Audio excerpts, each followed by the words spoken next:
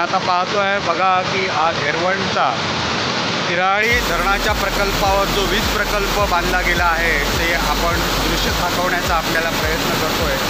हे कशा पद्धतीने वीज निर्मिती होते हे इथे दाखवण्याचं काम करतोय मी। जेवढी माहिती भेटेल तेवढी माहिती तुमच्यापर्यंत पोहोचवण्याचा प्रयत्न करेन। हे बघा तुम्हाला मला वाटतं ते 7-8 दरवाजे आहेत, त्या दरवाजाला व्यवस्थित हे करून ते बंद केले आणि त्या स्पीडच्या मार्फत हे वीज निर्मितीचं जे काम आहे हे केलं जातं आणि ही वीज निर्मिती केली जाते। पूर्ण दाखवण्याचा प्रयत्न करतोय। पावसाचंही वातावरण आहे, पाऊसही जोरात आलेला आहे, पण शक्य तेवढ्या माझ्याने होईल तेवढं मी तुम्हाला दाखवण्याचा प्रयत्न करतो। बघा कशा पद्धतीने ही वीज निर्मिती केली जाते, आपल्या लक्षात येईल की काय पद्धतीने आणि कुठच्या पद्धतीने हा विजेचा जो प्रवाह आहे हा वाढवला जातो आणि वीज निर्मिती कशा पद्धतीने केली जाते हे दाखवण्याचा मी प्रयत्न करतोय। हे बघा किती स्पीडने हे पाणी सोडलं जातं आणि ते किती स्पीडने आल्यानंतर त्या पद्धतीने ही वीज निर्मिती होते।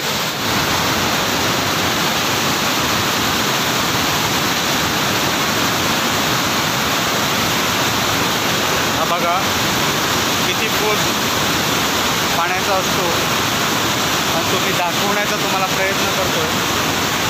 पाणी बघा कुठच्या पद्धतीने कसं खाली निर्माण होतं, कारण पुढे जायला अलाउड पण नाही आहे, त्याच्यामुळे पूर्ण मी सगळेच दरवाजे तुम्हाला दाखवू शकत नाही। जेवढं शक्य होईल तेवढं हे दरवाजे तुम्हाला दाखवण्याचा प्रयत्न करतो आणि पाणी कुठच्या पद्धतीने येतं हे दाखवण्याचा प्रयत्न करतो।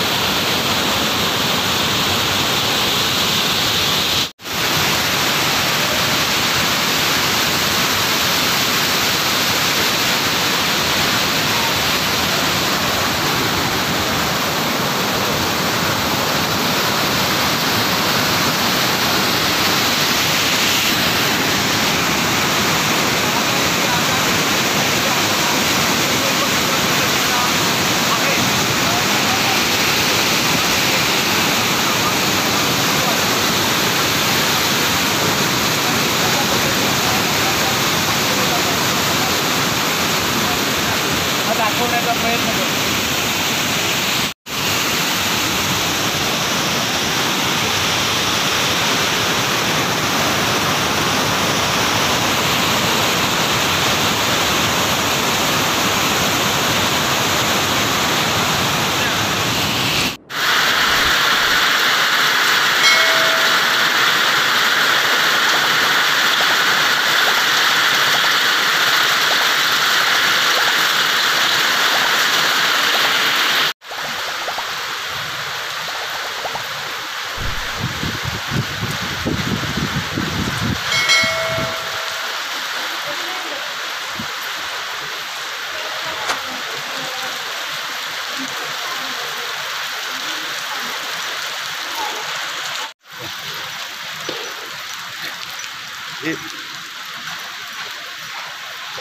दादा ही वीज निर्मिती होते ना ती कशा पद्धतीने होते, जरा माहिती थोडी दिली तर बरं होईल।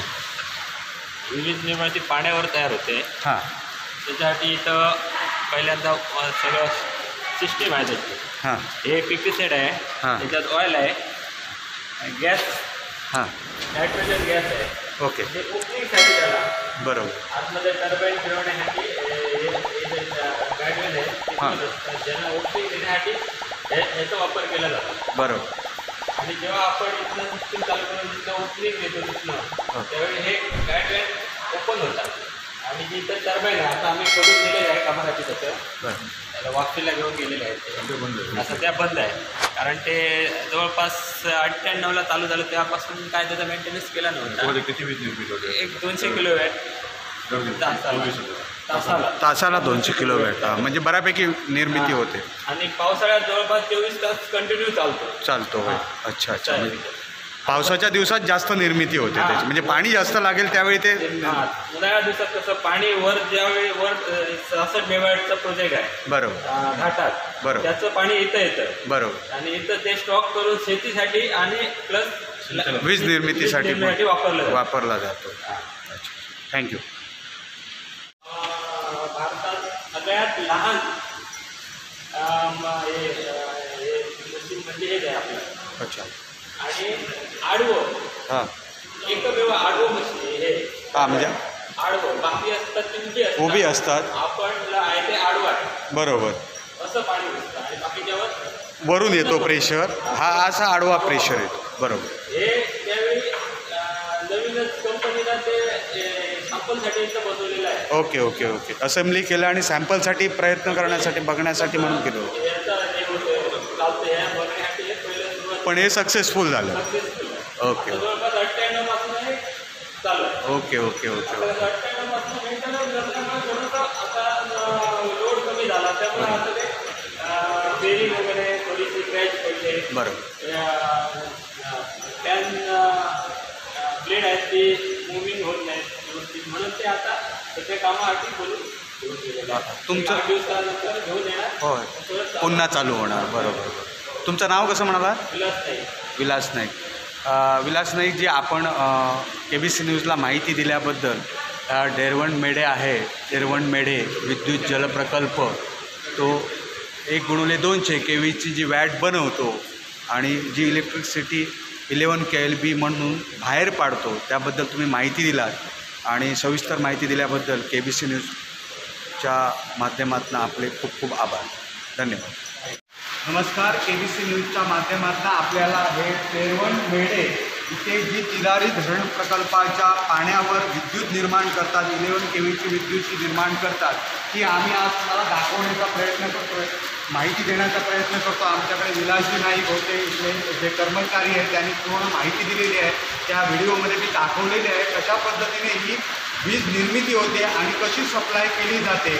पुढेही मी तुम्हाला दाखवलं ते दरवाजे कशा पद्धतीने जे विजेचं जे पाणी आहे ते पाणी फेकतं आहे, कुठच्या प्रेशरने फेकतं आहे आणि कुठच्या पद्धतीने इथून तो प्रवाह येऊन कशी वीज निर्मिती होते हे दाखवण्याचा प्रयत्न केला आहे. यश माधव, KBC न्यूज, तिलारी. धन्यवाद.